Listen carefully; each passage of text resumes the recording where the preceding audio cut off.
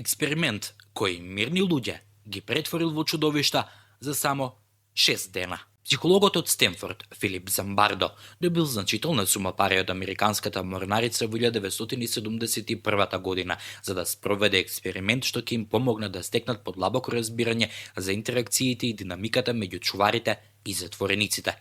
За да ја спроведе студијата, сега позната како експеримент на затворот Стенфорд, тој собрал 24 млади мажи и им ја објаснил својата идеја. Тие требало да учествуваат во исклучително необичен проект во следните 2 недели. Замбардо и неговите колеги го претвориле подрумот на зградата во лажен затвор, чиј гарант ќе биде тој. Што се однесува до младите, нивно било да играат чувари или затвореници, според улогата што ќе им биде доделена по случаен избор.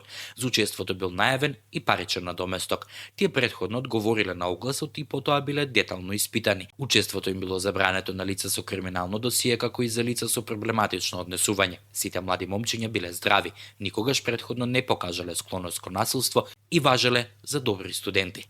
Се чинело прилично лесно. Како вежба за играње улоги, а учесниците можеле да го напуштат експериментот во секое време, или барем така им било ветено. Вечерта пред почетокот на експериментот Замбардо им ги објаснил правилата на чуварите. Од нив се барало да обезбедат деноноќен надзор, што значило дека ќе бидат поделени во 3 смени од 8 часа.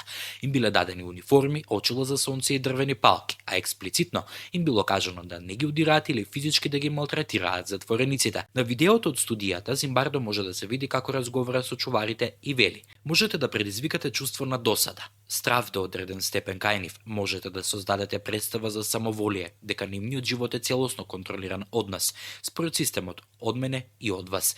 И тие тогаш нема да имаат приватност, ќе им ја одземеме индивидуалноста на различни начини. Во основа, целта на сето тоа е да се чувствуваат немоćни. Во таква ситуација, ние ќе имаме целата моќ, а тие нема да имаат ништо."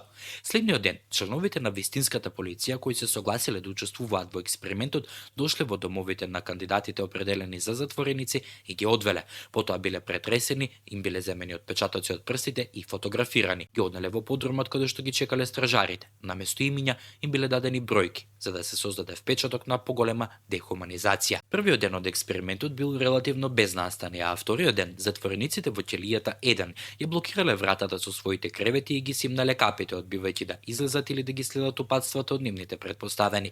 Чуварите од втората смена доброволно работеле прековремено за да помогнат во задушувањето на отпорот, а потоа ги прскале затворениците со противпожарни апарати. Сваќајќи дека е предизвик да се контролираат 9 затвореници со тројца чувари по смена, еден од нив предложил да се користат психолошки методи за нивно контролирање.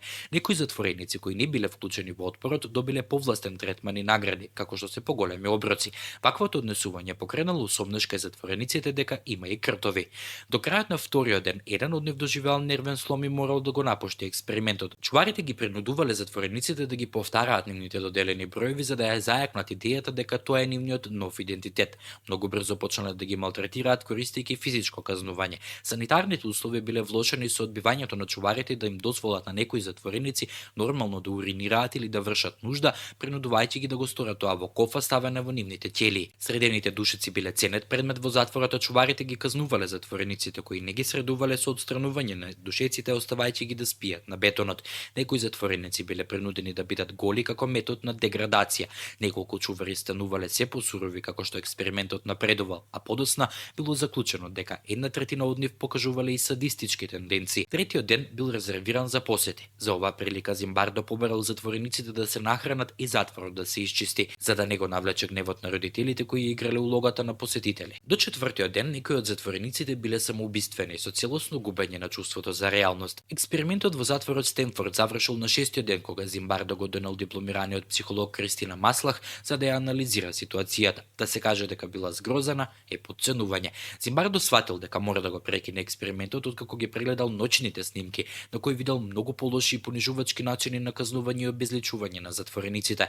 Тој ги пријавил заклучоците од експериментот до Американскиот судски комитет, бил критикуван, но тој тврдел дека докажал дека надворешните услови, а не личноста на поединецот определуваат како луѓето реагираат под стрес. Речиси без пресила и мало убедување, луѓето кои немале историја на насилство станале садисти, подготвени да извршат ужасни злосторства врз своите поранешни колеги и пријатели. Од друга страна, затворениците го издржувале насилството целосно прифаќајќи улогата на жртва. По само неколку дена тие биле скршени, а рутината на затворскиот живот ја прифатиле како нормална. Резултатите од експериментот имале големо влијание врз затворскиот систем. Во исто време, тие покажуваат дека кога луѓето се чувствуваат доволно овластени и ослободени од одговорност, многу лесно можат да извршат злосторства што никогаш не би ги направиле во нормални околности. Снимени се неколку филмови за експериментот, како документарни, така и играни.